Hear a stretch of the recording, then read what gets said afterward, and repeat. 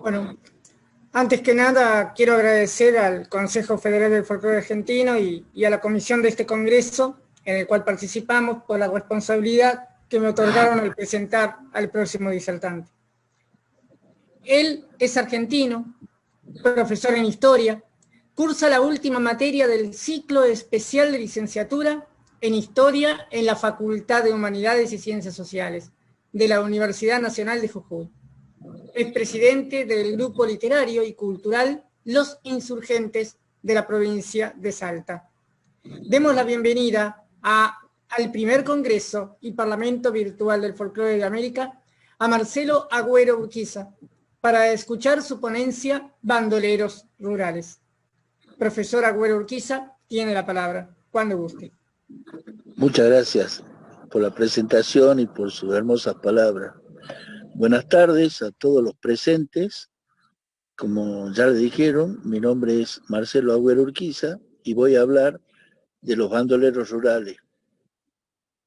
Primero, quisiera definir un poco, dar una idea de por qué los bandoleros rurales se los relaciona con lo social. Habrán escuchado ustedes en algún momento que bandoleros rurales son bandoleros sociales, bandidos sociales. Hay una canción de León Gieco y del doctor en historia Hugo Chumbita que habla sobre ese tema. La canción desarrolla. Hay un historiador que ya falleció lamentablemente, Eric Hobsbawm, un británico comunista. Él también hizo los primeros estudios de los bandidos rurales, estos bandidos sociales, y los define como el primer movimiento arcaico, podríamos decir, sin conocimiento de ideas ni ideales, de lucha de clase. Es una lucha de clases sin idealismo. ¿Qué quiere decir esto? Que ese bandido rural que pertenece a una época no era parte de un modernismo, como se lo puede ver actualmente, sino que lo imaginemos nosotros como en las películas de los cowboys, esos bandidos a caballo, con bandoleras llenas de cartuchos a balas, de los rifles, de las pistolas que ellos usaban, de los revólveres, pero nada, no usaban vehículos, no usaban medios de comunicaciones, no usaban nada. Es por eso que esto se estudia hasta una cierta época, que en la Argentina y en esta región del cono sur americano es hasta los años 40 aproximadamente. Hoy vamos a ver uno que, si bien es cierto, tuvo sus actividades delictivas en los años 60, pero está considerado dentro de esto. ¿Qué tenía que tener un bandido de esa época? Y bueno, primero tenía que ser soltero. ¿Por qué? Porque un hombre soltero le podía hacer frente a los patrones, sobre todo en las estancias rurales, en los lugares donde los terratenientes se abusaban de sus obreros, se abusaban en el sentido de la paga, en el sentido de las horas laborales, y inventando leyendas y mitos, como el del familiar, por ejemplo, los cañaverales, donde desaparecían empleados y generalmente los que desaparecían eran los que más problemas le traían a los patrones. En ese momento, el que puede hacer frente, que se puede rebelar, tiene que ser una persona que no tenga un sostén familiar, porque eso lo ata al hombre lo ata al trabajo. Entonces, cuando uno tiene que mantener hijos, una mujer, esas cosas, está atado al trabajo y aguanta lo que sea con tal de llevar lo poco a la casa. Otra cuestión es, tiene que ser joven, una de las cuestiones también, porque esa juventud le da el ímpetu, la fuerza, para declararse en rebeldía y quedar fuera de la ley. No medir las consecuencias, porque esto generalmente la experiencia argentina, paraguaya, nos dice que estas personas hasta perdieron la vida, la mayoría perdió la vida ante la fuerza de control. ¿Qué pasaba en estos tiempos anteriores al actual modernismo? Y que había sectores, como el sector rural del que estamos tratando, que no había un control policial, y si había era muy escaso, no llegaba a controlar todo el ámbito rural, entonces estos bandidos rurales tenían más campo de acción. También hay muchos bandidos rurales que han sido, esto lo dicen algunos autores, han sido productos inventados, diríamos así, por algunos terratenientes, inventados en el sentido de que existía un tal bandido que robaba esto, robaba el otro, y era para eludir muchas veces el pago al fisco o cosas parecidas, o los sueldos a los empleados, porque les robaron todos los sueldos en el tren, tanto, y muchas veces no había ocurrido esos hechos. Bueno, en mi ponencia empezamos a principios del siglo, en el año 1902, y vemos acá dos bandidos. Uno es José María Aquino y el otro Eleodoro Silva, dos hombres que habían sido cocheros, también habían sido parte de las fuerzas policiales, parte del ejército, también como cocheros en esos lugares, y conocían las dos caras de la moneda. Salían a robar, empezaban robando y matando acá en Salta, en la ciudad de Salta, y le robaban a los comerciantes, a los propietarios de propiedades rurales, gente de dinero, y cuando eran perseguidos en Salta, por medio de lo que nosotros llamamos el camino de la cornisa, del Abra de Santa Laura, se iban a Jujuy y hacían lo mismo en Jujuy. Si no lo atrapaban allá, se volvían a Salta, y bueno, ese era el recorrido que hacían estos malhechores. Le tenían mucha bronca a estos dos personajes, que tenían mucho odio a la policía, porque ya habían estado presos en algún momento y el maltrato lo había llevado a que se rebelen contra de ellos. Como le digo, conocían los dos ambientes bastante bien, pero le quedaba, por decirlo así, de una forma humorística, más cómodo el ser bandolero. La gente también los apoyaba en esos momentos, sobre todo la perteneciente a las clases subalternas. En este caso, en el de Eleodoro Silva y Aquino, se perdió un poquito eso del momento que después de matar a un policía, tuvieron preso y se quieren escapar de lo que hoy es el edificio de jefatura de policía de Salta, se rompe la soga que lo sustentaba y caen, y uno se golpea malamente la cadera y el otro se quiebra la tibia, y en ese momento matan, tirados en el piso con un Winchester, matan a un policía que después se haría famoso con el tiempo y que acá en Salta se lo conoce como el Sargento Suárez, y que hay una mutual policial que lleva ese nombre de Sargento Suárez hasta hoy en día.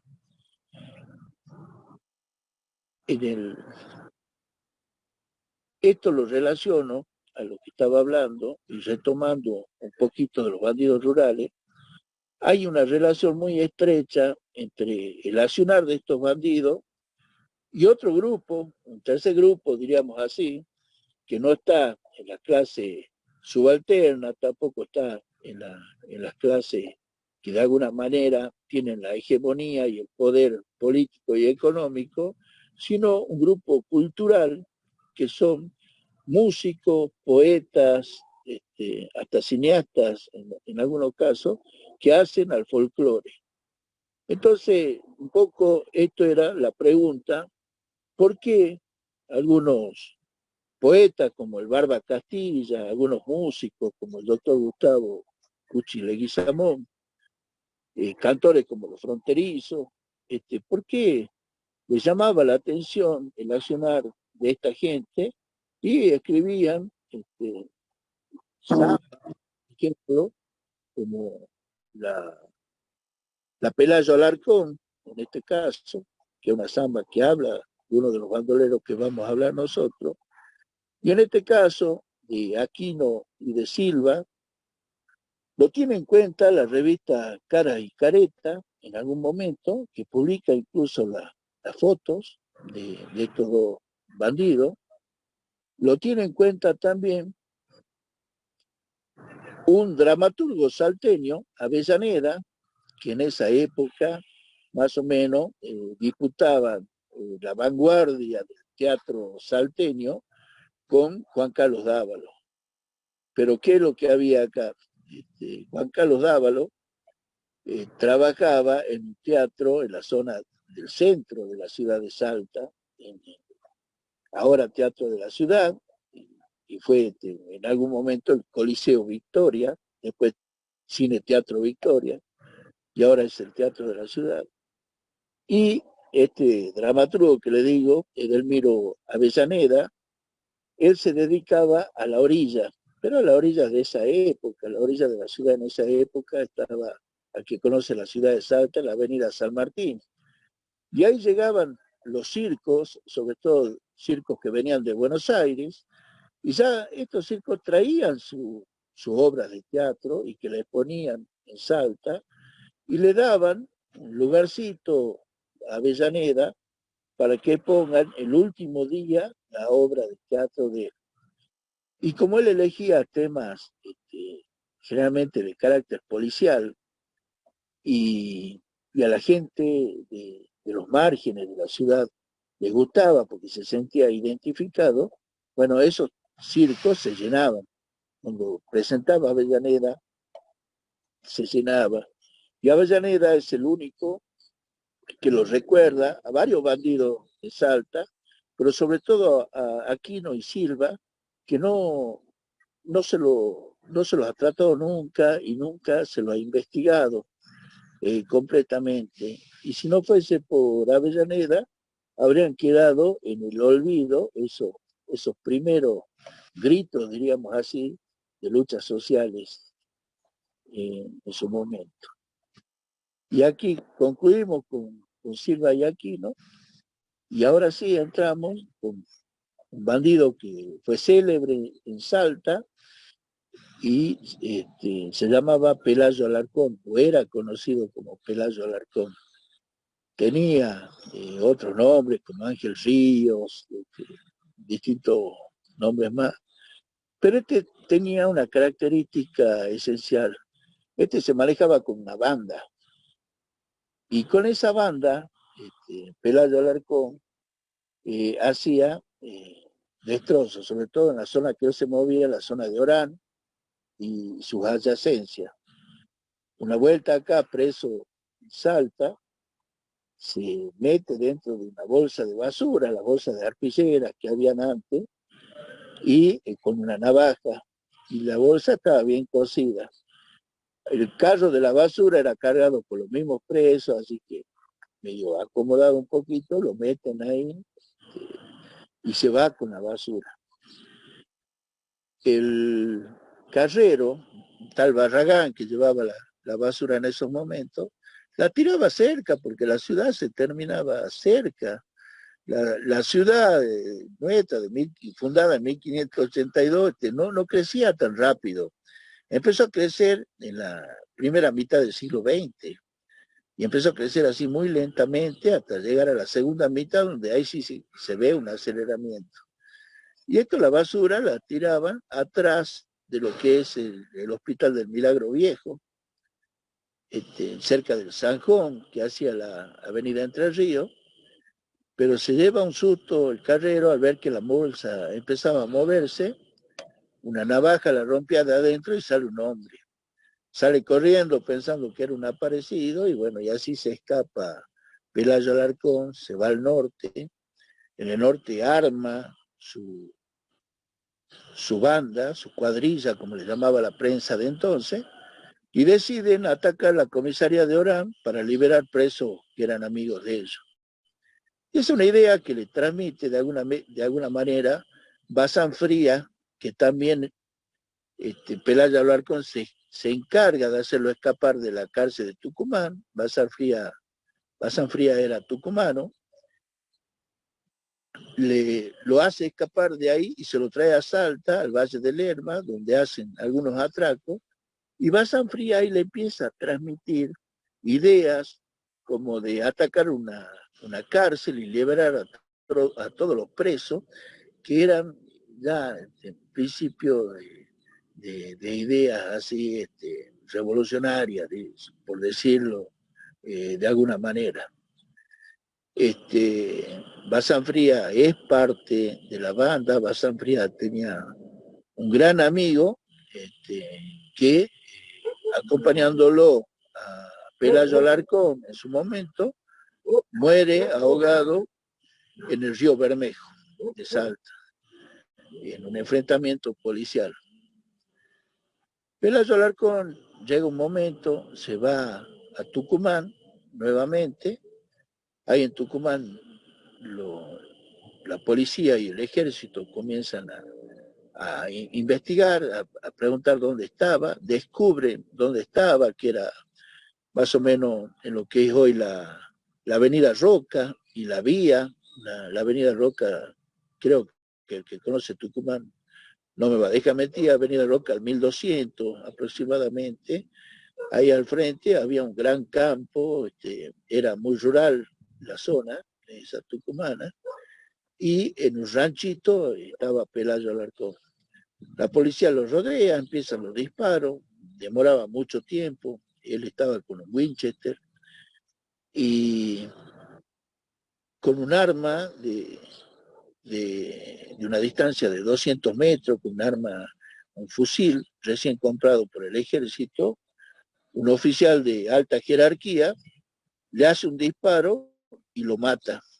No es que Pelayo Alarcón por ahí en la misma samba sale que se suicida, porque esa era la idea que pusieron en la prensa, pero un periodista tucumano pone al descubierto toda esta mentira hecha por las autoridades, donde no es que se suicida Pelayo Alarcón, sino que es muerto por disparo de un fusil. Inclusive creo que eran los primeros que venían con miras telescópicas.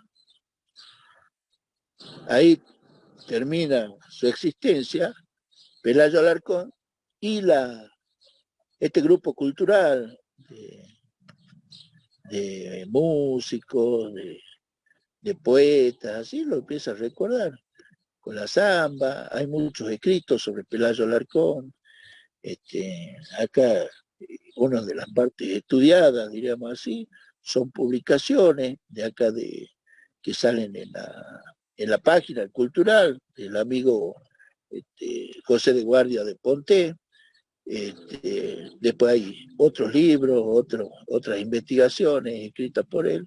Yo digo, bueno, ¿qué le llamaba la atención al folclore de esto, no? Y así vamos a seguir viendo con distintos autores, por ejemplo, Isidro Velázquez, que es considerado por el autor acá, Pedro Jorge Solans, también del Chaco, como el último bandido rural. Pero actuaba Isidro Velázquez ya en el año 60. Y él, sí, era un bandido también, tenía todas esas características del bandido, robar al rico, al pobre, así. Pero ¿qué es lo que pasaba con Isidro Velázquez? Él cuando muere es porque le tienden una trampa, la mujer que él tenía una especie de novia, de compañera, era una maestra que manejaba un auto, y ya el auto ya era parte del modernismo. Y eso es lo que lo hace perder también, porque lo esperan en un puente. Yo tuve la oportunidad, porque mi trabajo también habla de que es un circuito turístico este de los bandidos, porque lo hice en moto en el año 2019 y fui recorriéndolo al circuito y fui a ese puente de la traición, porque hay chamamé, hay libros como el que tengo acá en mis manos. Les voy a mostrar porque estoy con un celular y no puedo subir muchas cosas, ¿no? Pero se lo meto así de fácilito. Ahí está Isidro Velázquez, el libro de él, y el puente de la traición. Bueno, es un puente así que ni baranda tiene, un pequeño badén que se pasa así el agua, cerca de un lugar llamado Pampa Bandera. Ahí lo decían que la gente, porque lo quería mucho y llevaba mucho público, diríamos así, muchos creyentes, mucho es parte de las devociones también populares, Isidro Velázquez, decía que él tenía el zapucay que le salvaba la vida. El zapucay es ese grito de alegría o que se ve en el folclore del litoral, sobre todo en los chamamés. Él lo gritaba y eso le salvaba la vida, hacía que la policía no lo pueda balear. Y en realidad, aparentemente, hasta el momento le iba dando así. Cuando la maestra lo traiciona, se lo entrega, se hace como que el auto se echa a perder y se lo entrega a las fuerzas policiales, los policías no esperan ni que la pobre mujer se tire a un costado del camino y empiezan el balazo y la balacera, una balacera terrible. El autito era un Fiat 1500 y hay fotos en las redes, en internet lo van a poder ver, y tiene muchísimo agujero, uno no sabe cómo ha podido salir ahí el hombre. Sale Isidro Velázquez del auto baleado ya, se mete en medio del monte, pega el grito del Zapucaí y cae muerto, escondido, que lo tienen que buscar. La policía después en qué parte estaba. En ese lugar ahora hay un pequeño devocionario con velas, con flores, con fotos de él y fotos de un artista. ¿Por qué? Porque le comento, también se hizo una película que se llama El último Zapucaí y que hace, bueno, cuenta la leyenda de este bandido y con un poco de romanticismo quizá, porque todo esto, bandido, la gente pobre lo recuerda muy bien, porque no es que lo relacionaban con Robin Hood, pero no es que él robaba a los ricos para darle a los pobres, sino que los pobres se sentían representados en la misma rebeldía, en el mismo ímpetu de estos bandidos. Y Isidro Velázquez tiene un montón de chamamé, muchísimos chamamé, mucha música, mucha poesía, libros y una película, impresionante la película para ver, hecha argentina, creo que hecha en la zona, hecha en el Chaco salteño. También por esa zona actuó en los años 30 hasta el 40 en que desaparece el famoso mate cocido. Mate cocido con S, porque era mate, bueno, la policía siempre es como que de alguna manera se burlaba de los apodos, que eso le ponía mate por la cabeza y cocido porque tenía una gran cicatriz ahí, creo que era así la cicatriz. Y era todo esto, le ocupaba y se veía en la cicatriz, bueno, este tiene mate cocido, le han puesto así, mate cocido, y ya le quedó para él así. El nombre de él era Segundo David Peralta, nacido en Monteros, en el siglo XIX, fines del siglo XIX, y después tiene una vida normal, era un hombre que era encuadernador, el padre también había trabajado en algo parecido, y llega un momento que la policía se lo empezaba a llevar preso y después se descubre que era porque él salía con una chica que le gustaba, un policía, y empieza así la historia, que es muy parecido a lo que se cuenta en la canción Bandidos Rurales. Entonces llega un momento que se va a Córdoba, vuelve, se va, vuelve, hasta que decide irse al Chaco. Y en el Chaco también empezó a armar una cuadrilla, una banda de asaltantes, y le iba bien porque el dinero que traían de Buenos Aires lo traían en tren, y venía un pagador con la valija llena de billetes. Entonces era fácil, se subían al tren, lo agarraban al pagador, le quitaban la valija, y si había muchos problemas le metían balas, no tenían ningún inconveniente en eso. Secuestraban también, es la primera vez que veo el secuestro de personas, esperaban a las personas en los caminos, gente de plata, secuestraban como se secuestra un matrimonio, la sueltan a la señora y le dicen que vayan a traer dinero, por ejemplo. Y al hombre lo tenían secuestrado. Y a la mujer le dicen que ese dinero lo tenía que tirar cuando el tren salga de Villa Bertés, que es un pueblo, es muy lindo, yo estuve ahí, un pueblo que está para el lado del sur del Chaco, ya casi, diríamos así, los límites con Santa Fe, una zona muy linda, es la zona de la famosa La Oma, que también ve el tema ese de San Bernardo, que es un paraje muy cerca de ahí de Villa Bertés. Entonces, en ese momento, cuando sale el tren, la mujer fue y advirtió a una fuerza que era una gendarmería que recién se estaba armando en el país y que ya estaba trabajando ahí en el territorio nacional del Chaco. Entonces, ¿qué hacen los gendarmes? Habían artillado el tren, todo un montón de gendarmes armados dentro de los vagones, y arriba una ametralladora de tipo antiaérea. Entonces, cuando salen del tren de Villa Bertet, ve una banderita blanca donde tenía que tirar la bolsa con la plata, y en vez de tirar la bolsa con la plata, empieza una balacera terrible. En esa balacera mueren algunos de los integrantes de la banda, creo que uno, otros quedan heridos, pero lo peor de todo es que desaparece, digamos así, para siempre ahí el mate cocido.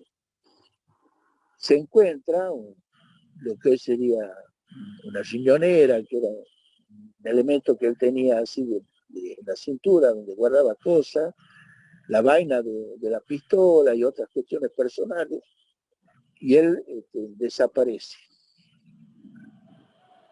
Lo que tenía el mate cocido es que, diríamos así con la palabra nueva para que entendamos todo, que era muy mediático. El mate cocido mandaba carta a una revista que se llamaba Ahora en Buenos Aires y algunos diarios de cierta importancia, y decía por qué él era así, qué lo había llevado a ser bandido, que él no había hecho tal atraco, que sí había hecho lo otro, que insultaba a uno, insultaba al otro, y bueno, lo tenía directamente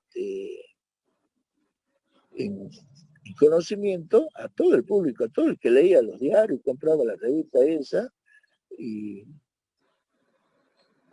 lo que deja de la pregunta que deja colgando cuando él desaparece es que no volvió a los medios nunca más. Nunca más mandó una carta de donde sea, desapareció. Y donde él vivía en esos momentos, en la ciudad de Presidencia Roque Sáenz Peña, quedó su señora y un hijo, que fue la casa súper controlada, vigilada, de noche dejaban ahí gente uniformada, vigilando, abrían la casa a medianoche, pensamos que podía estar y nunca lo pudieron encontrar. La mujer murió, el hijo tuvo otro hijo, que sería hoy el nieto de Mati Cocido, y que era periodista, el hijo después murió también, y ahora el nieto es periodista también, de ahí del pueblo, de la ciudad de Roque Sáenz Peña, y también de un diario, de un, de un buen tiraje de ahí del Chaco. Entonces, yo quise ver si se podía entrevistarlo y me hizo decir que no quería entrevistar. Por supuesto que hasta ahí llegó Hobsbawm, que hablé con ustedes al principio de esta charla, y Hobsbawm hizo todo un estudio del mate cocido y para relacionarlo a la teoría de él de los bandidos rurales, de los bandidos sociales. También el folclore se hizo eco de esto. Hubo una película en el año 1962 que acá en Salta fue prohibida por el obispo de ese momento, Monseñor Sabela, y hay varias películas, no solamente una. Mate cocido con ese, hay un montón de películas, un montón de libros, como este, que les voy a mostrar. Me dicen, creo que se ve al revés ahí, me dicen mate cocido, este uno, este otro, que la escritora de Villa Berté también me lo hizo llegar, es Mate cocido, buscado, es un libro que tiene mucha información, muchísima información de mate cocido, se lo recomiendo, al que le interese el tema, por supuesto. Y hay dos posturas con respecto a mate cocido, en qué es lo que pasó con él. Hay una que dice que en esa balacera de Villa Bertet, que la fuerza lo encontraron a mate cocido y antes de ir a juicio, de entregar lo que sé yo, que los mismos uniformados lo mataron. Esa es una. Y otra es que se fue al Paraguay.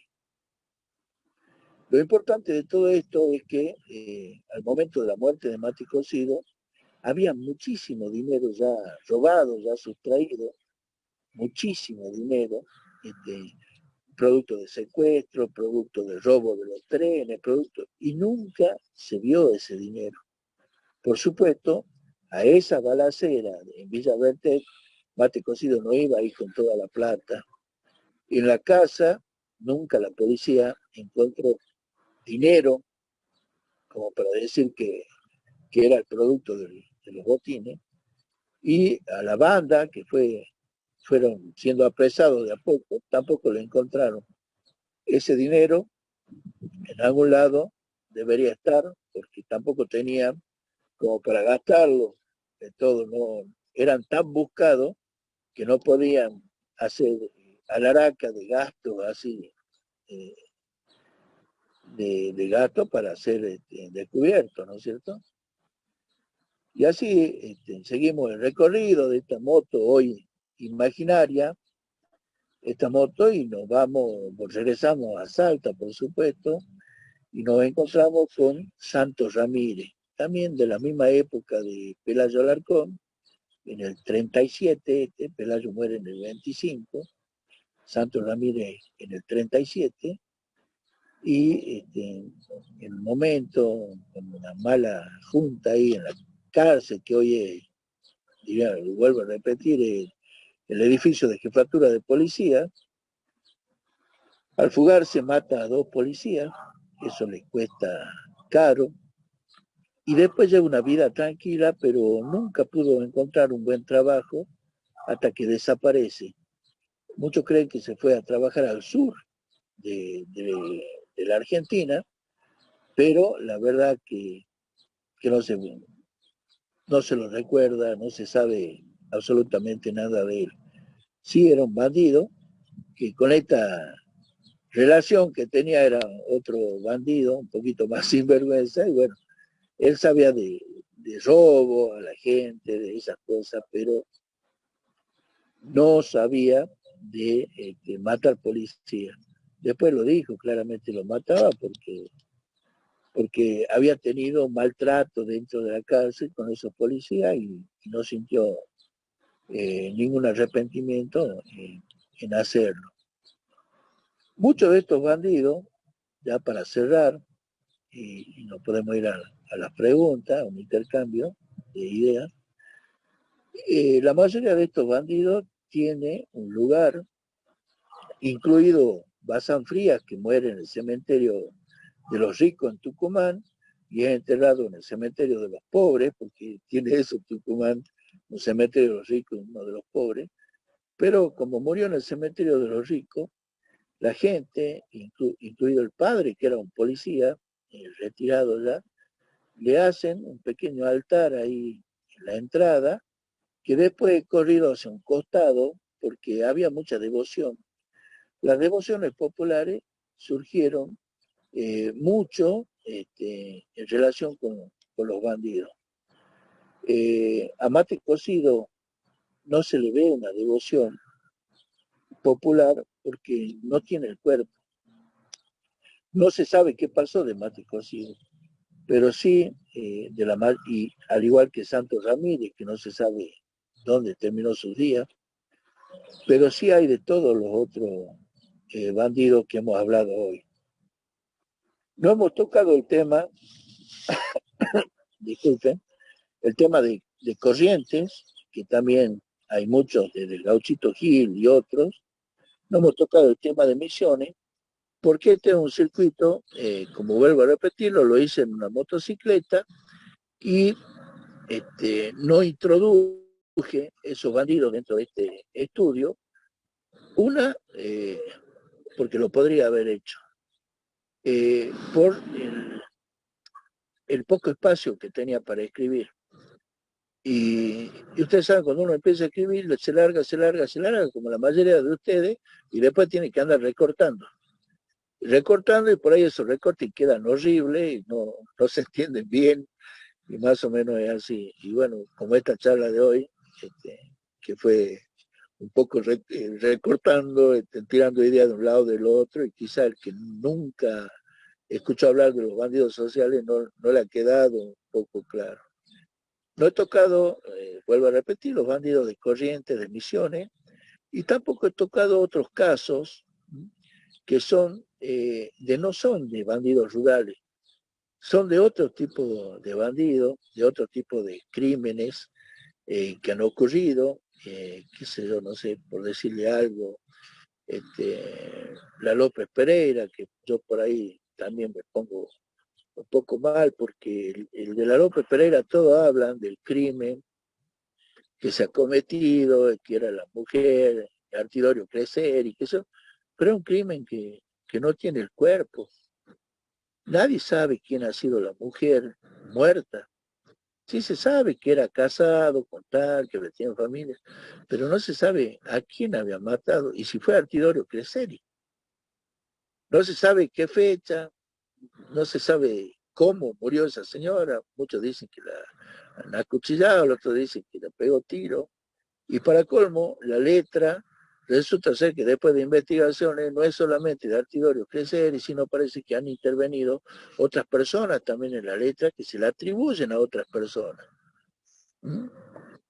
Después hay un montón de samba en el cancionero folclórico que hablan de otro tipo de bandidos, pero no lo voy a tener presente porque son hechos criminales ocurridos muchas veces por pasión, otras veces eran tipos que se dedicaban a robar vacas y bueno, le pareció muy romántico al folclorista y escribió, le hizo una canción, poetas escribieron de ellos, pero no es el caso en este momento. Bueno, esto es redondeando mi ponencia sobre los bandoleros rurales de la Argentina entre principios del siglo XX hacia 1940 aproximadamente. Muchas gracias por su atención. Si tienen alguna consulta.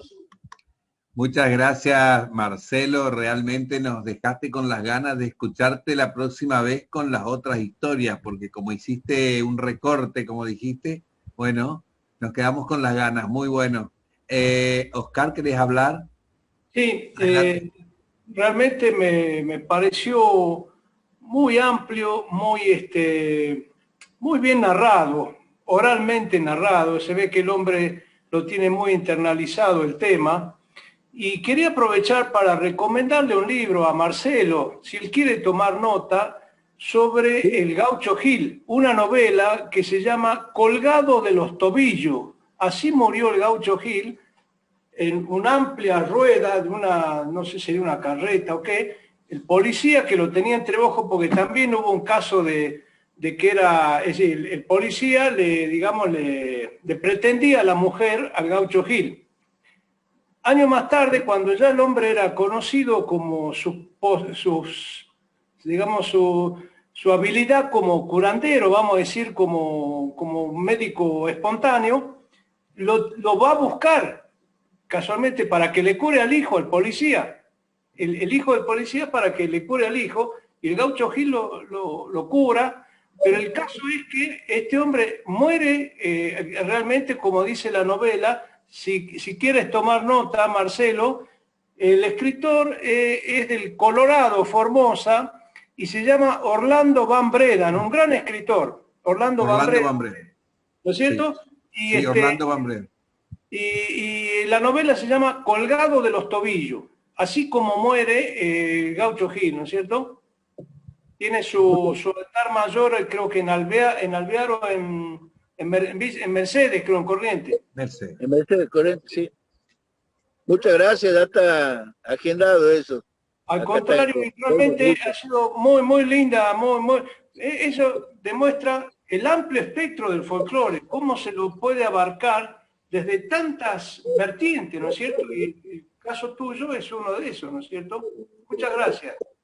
No, gracias a ustedes. ¿Alguien más quiere comentar algo? Un puntito. Primero, agradecer a Marcelo, ¿no? Un gran amigo de hace muchísimos años, ya demasiados, mejor no contarlos, ¿no? Porque éramos chicos y dibujábamos y escribíamos juntos, así que nos conocemos ya hace tanto tiempo que ya no me acuerdo. Segundo, felicitarlo porque su trabajo es impecable, no solamente en estos aspectos, sino en otros también que conozco, y más que todo en el literario. Es un eximio, un grande de la poesía salteña, ¿no?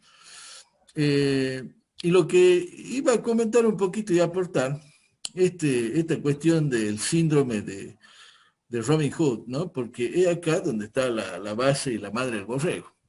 El pueblo, por supuesto, siempre ha sufrido en manos de los poderosos, ¿no? Y yo creo que hasta hoy, porque las cárceles están hechas para los pobres, lamentablemente, ¿no? Y bueno, y claro, y cuando hay un forajido, como le llaman, ¿no? Villano, un bandolero, ¿no? Un malhechor, y se rebela contra la autoridad, muchas veces por supervivencia y otros porque es un delincuente, qué sé yo, un asesino, lo que sea, pero el pueblo ve de alguna manera esta revolución, ¿no es cierto?, esta cuestión romántica de enfrentarse al poderoso, ¿no? El pueblo es tan resignado, tan golpeado, tan perseguido, tan oprimido, y más en tiempos aquellos, estamos hablando de la época de Mate Cocido, donde no nos olvidemos de las aguas bajas turbias y de cómo se manejaban las grandes estancias, las grandes fincas, como bien dijo Marcelo, el tema del familiar.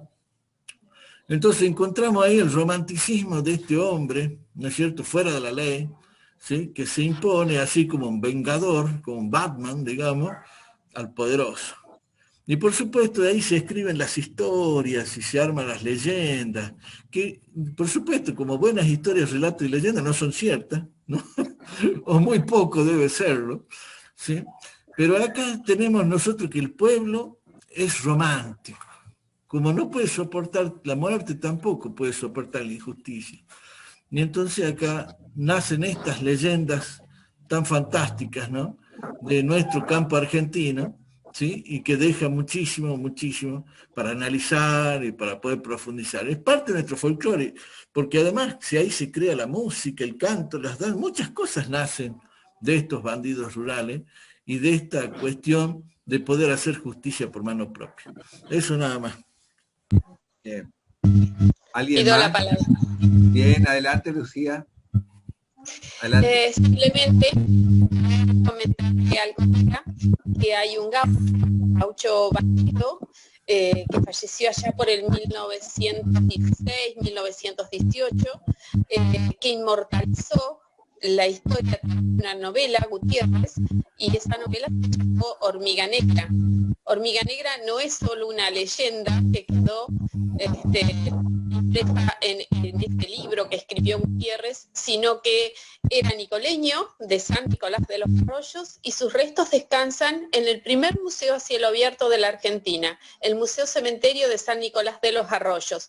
Lo comento por si le interesa al colega que está investigando estos temas, porque tiene una riqueza cultural muy similar a lo que él comentaba, porque son justicieros, porque hicieron actos de justicia, pero Hormiga Negra a su vez cumplió una condena que no era la de él, y pobrecito salió desde muy viejito de la cárcel y no era él el asesino. Así que bueno, eso no quiere decir que era un santo, era de esos bandidos de aquellas épocas que hacía justicia a su manera. Simplemente comentarle eso, porque creo que también merece un homenaje a Hormiga Negra de que sea recordado. Sí, la verdad que sí conocía la historia de él, muchas gracias. Bueno, si necesita datos, yo tengo muchos datos de la zona, incluso las fotos de Hormiga Negra, porque las fui a buscar al Archivo General de la Nación. Ah, mira. Muchísimas gracias. Bueno, gracias, Gloria. No, por favor. Sí, es fabuloso todo lo que ha comentado y nos quedaríamos escuchando muchísimo tiempo más, me parece, todo este tipo de historias, porque como decía bien José también, el tema del romanticismo que tienen por detrás nos retrotrae a otros tiempos y nos da esa visión poética, literaria, si se quiere también, de esta visión de estos hombres que quizás no eran los más bien vistos por la sociedad o por la alta sociedad de la época, sino que justamente eran todo lo contrario, pero de todas maneras representaban para lo popular personas con las cuales se identificaron en su tiempo. Realmente excelente la transcripción, el manejo del tiempo y demás, Marcelo. Es la primera vez que yo te escucho, pero me has dejado anonadada.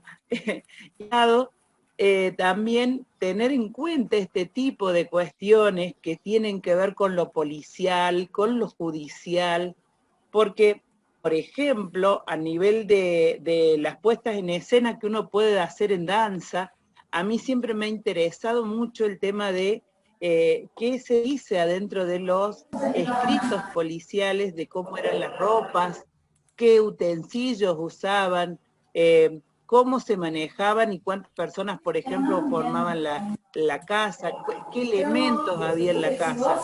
Todos esos detalles que por ahí aparecen en los escritos policiales o los escritos judiciales de la época. Hay alguien que está hablando que tiene micrófono abierto. Ahí cerró, era José, ¿no? Bien, José, portate bien, gracias. Lo que estoy diciendo es que por ahí hay veces, no solo la cuestión romántica y la cuestión literaria, sino también esto otro, para poder investigar, nos puede abrir un panorama muy importante, porque son detalles que de otra manera no los tendríamos. Sí, de la mano de esos policías que a lo mejor escribían de ortografía, escribían lo que se podía y cómo se podía, pero de todas maneras y dejaron registros puntuales de cómo era la vida de una época que no la tenemos de otra manera. ¿Por qué? Porque era la gente pobre la que incurría en estas falencias o distorsiones que por ahí no las tenemos ni en las pinturas, ni en por ahí en la música con esta cuestión romántica, pero de otra manera no lo tenemos. Me parece que es importante pensarlo, los que hacemos investigación folclórica, de observar un poquito esa cuestión policial que nos puede llegar a traer un montón de datos que no los tendríamos de otra manera. Así que, por repetirte, Marcelo, me encantó tu ponencia. Bueno, bárbaro. En Muchísimas realidad gracias.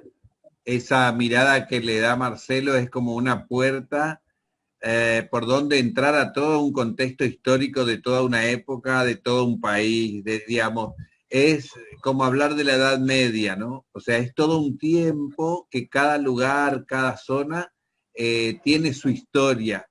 Como decía José también, y a veces leyenda y a veces deja de ser leyenda para ser verdad, a costa de este trabajo de investigación como el que hace Marcelo y tantos investigadores, que nos van contando esta otra historia que no tiene que ver con hechos y fechas, sino que tiene que ver con vidas, ¿no? Y eso es lo que hace interesante. Y bueno, Marcelo, con la calidad del buen cuentista, lo hizo ameno también, ¿no? Así que muy bueno. ¿Alguien más? Nos estamos quedando 10 minutos, tenemos para... Si alguien quiere... Ahí Oscar quiere hablar, Oscar Augusto Bien, Berenguer. adelante. Marcelo, seguramente este nombre vos lo estás conociendo, pero por ahí otra gente que está... No sabes que voy a por el aire, me voy de paseo, llego a Durán, regreso a Guayaquil, coge el taxi al aeropuerto y me ven. que está participando...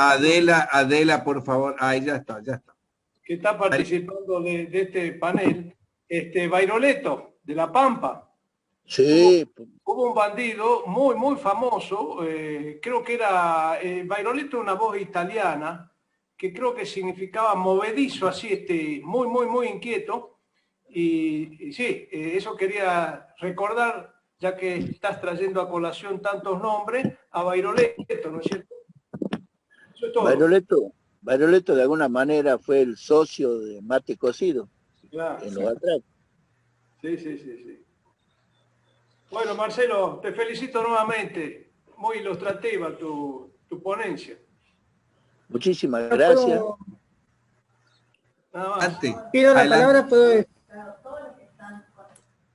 Hola, bueno, la verdad su ponencia muy interesante, me encantó. Es un tema que a mí siempre me gustó, me interesó. Y mi pregunta para usted serían dos.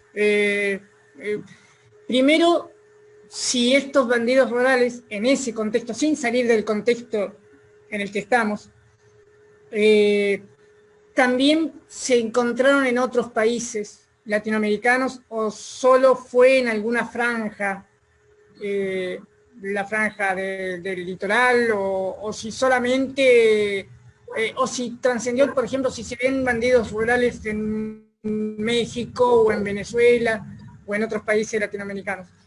Y como segunda pregunta, si encontrábamos un hilo conductor, o hilo evolutivo, no conductor, un hilo evolutivo, si estos bandidos rurales hubieran evolucionado en su comportamiento, se reinsertarían en este contexto nuestro, en nuestra contemporaneidad. ¿Hay bandidos rurales? ¿Existen todavía de alguna forma más evolucionada en otro comportamiento y otro contexto, obviamente? No sé si me comprendió y si me expliqué bien la pregunta. Perfectamente, Sergio. A la primera pregunta, sí. Nombraste uno de los países productores de bandidos rurales, México, por ejemplo. Si leemos a Eric Hobsbawm, vamos a encontrar bandidos rurales en la India, en Asia, en todo el mundo. Han habido bandidos rurales en todos lados. Es impresionante. En Cuba, en Venezuela, que también lo mencionaste, en el Perú, en Bolivia. Sí, han habido bandidos rurales en todos lados. Claro, porque uno de los escritores, uno de los escritores que a mí me gusta de México es Juan Rulfo, por ejemplo, y ahí ¿sí? Juan Rulfo, de los personajes de Juan Rulfo en el Llano en Llamas, prácticamente es eso. Sí, es eso. Y también podemos ver que los bandidos rurales estuvieron, bueno, en una época, porque después vino un modernismo. Y a la segunda pregunta, ya no serían bandidos rurales porque hay muy pocos ambientes rurales donde Son bandidos urbanos ahora. Claro, hay zonas rurales, por supuesto, pero hay muchas custodias de seguridad, de fuerzas policiales, de gendarmería, de esas cosas. Pero si nosotros tendríamos que decir el bandido en la actualidad, porque y para relacionarlo ese hilo evolutivo, tendríamos como una variable, ¿quién sería el bandido Robin Hood de ahora? Y pregunté casualmente a una amiga mexicana y le dije, en México ustedes tienen así algún bandido que los relacionen con Robin Hood, algo así, y me dijo al toque, el Chapo Guzmán. ¿Por qué le digo el Chapo Guzmán? ¿Y por qué le ayudaba a los pobres? Le hacía casa, le daba, lo hacía estudiar y todo eso. Después vi el tema de Pablo Escobar, como también hacía barrio, hacía casa, daba plata, mataba, por supuesto, era un bandido. Pero creo que si nosotros tenemos que traducirlo en la actualidad, serían la mayoría narcotraficantes, pero en una evolución muy, muy actual, así. Ya no se perdió, del momento de las drogas, se perdieron muchos códigos, como ese de robarle al que tenía plata, y hoy si vamos a ver en la calle, se le roba a cualquiera, el pobre le roba al pobre, el nieto le roba a la abuela, el padre, se mete en la casa de cualquiera. ¿Por qué? Porque está apurado por el vicio que ha adquirido en esta nueva sociedad que tenemos nosotros. En esa sociedad, no digo que no habría droga, pero era muy difícil de encontrarla así. Yo creo que eran drogas legales, era la ginebra, el cigarro y esas cosas. Y los bandidos rurales estaban en otras cuestiones. Actualmente, la sociedad se ha visto tan convulsionada que eso se ha desarrollado de otra manera. Por eso se ha perdido lo que sería el bandido rural. Ahora, si lo relacionamos con un ideal de lucha de clase, sí, bueno, podríamos ver otro tema, por ejemplo, relacionándolo con las guerrillas, relacionándolo con, qué sé yo, con el segundo comandante Marco, con gente así. Pero siempre no se olviden que son bandidos, que si tienen que matarte, te van a matar. No es tan el cuentito del romanticismo, así, ¿no? Ellos tienen ya su forma de ser. Y en la actualidad es muy difícil decir, yo me animé a decir eso porque esta chica me contestó así del Chapo y vi la película, bueno, a mí todo lo que es bandidaje me encanta, así que me vi creo que toda la serie de Pablo Escobar, de todo, me vi todo en la casa, ya me tienen mal porque soy obsesivo ya, pero tratándolo de traer a la actualidad es eso. Lamentablemente, por más que a muchos no les guste, pero el bandido es bandido. Aquí y al principio del siglo XX y mucho más antes todavía. Es así. Bueno, muchas gracias Marcelo y tenemos unos 3 minutos que antes que dar la palabra me gustaría que digas las últimas palabras tuyas con respecto a tu presentación y a las expectativas que tenías y bueno, y la despedida. Bien, muy nervioso al principio porque me falló la computadora y me tuve que venir acá afuera con el celular. Así es. Y después me fui aplacando por el cariño y la buena onda que he sentido de parte de ustedes y veía, porque no sé manejar bien esto, pero desde el celular se veía las caras que prestaban atención y eso me iba tranquilizando.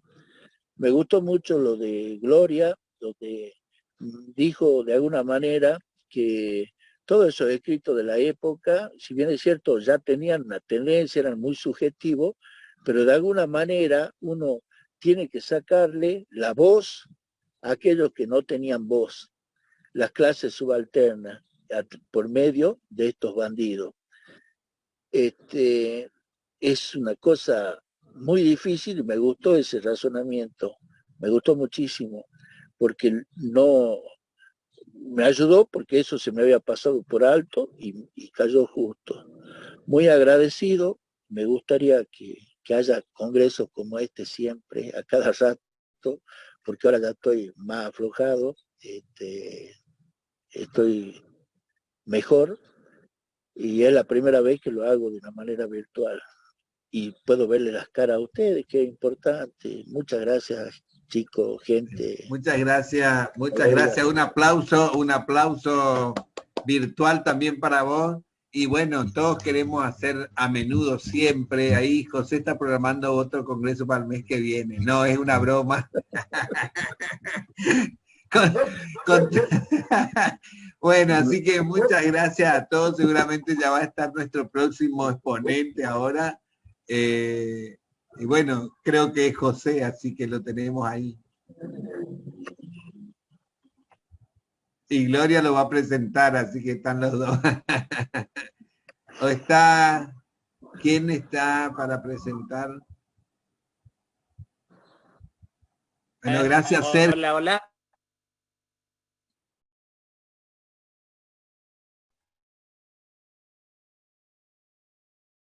Y Antenor, no sé. Ajá, sí.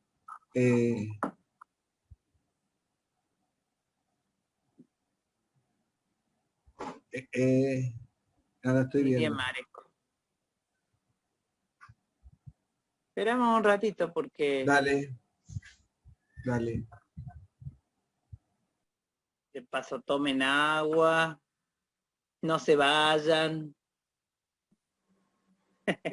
A Marcelo, por favor. Muy interesante todo. A Marcelo quisiera darle otro dato de bandidos rurales, en este caso del nordeste de Brasil, la zona de Ceará, toda esa zona del sertão brasilero, Ocangaceiro, no sé si has oído hablar de Ocangaceiro, fue un bandido rural se ha hecho películas sobre este hombre, porque yo creo que hay otra característica también, que es que la gente, digamos que se movía en zonas, no sé si decir semidesérticas, o donde el suelo era bastante pobre, ¿no es cierto? Si hablamos del Chaco, en este caso traigo a colación el nordeste de Brasil, creo que es donde campeaba la pobreza, ¿no es cierto? Bueno, nada más, no me quedé enganchado con el tema tan bien desarrollado por Marcelo, así que me llamo a silencio. Gracias. ¿Un segundito o no? Para contestar. Bueno. Sí, Marcelo. Bueno, disculpe. Sí, el Cangaceiro se movía en la zona nordestina, y la zona nordestina es mucho de una especie de zona de cowboy, son vaqueros ellos. Ellos son vaqueros, bueno, la cultura es muy grande ahí en ese lugar, bailan el forró, y se habla muchísimo de estos temas. El Cangaceiro sí lo sentí nombrar, incluso hay otros vaqueros, bandidos también de la zona. Es muy lindo, gracias por el aporte, muchísimas gracias.